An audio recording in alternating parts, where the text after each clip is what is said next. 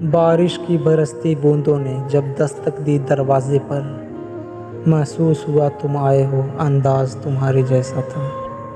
ہوا کے ہلکے جھونکے کی جب آہٹ پائی کھڑکی پر، محسوس ہوا تم گزرے ہو، احساس تمہارے جیسا تھا۔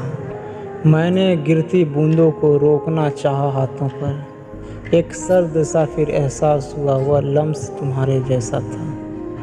تنہا میں چلا پھر بارش میں، تب ایک جھونکے نے ساتھ دیا، میں سمجھا تم ہو ساتھ میرے، وہ ساتھ تمہارے جیسا تھا۔ میں سمجھا تم ہو ساتھ میرے، وہ ساتھ تمہارے جیسا تھا۔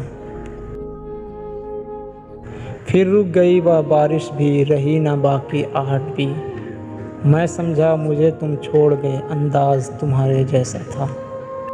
کچھ خواب سہانے ٹوٹ گئے، کچھ یار پرانے روٹھ گئے، کچھ زخم لگے تھے چہرے پہ، کچھ اندر سے ہم ٹوٹ گئے۔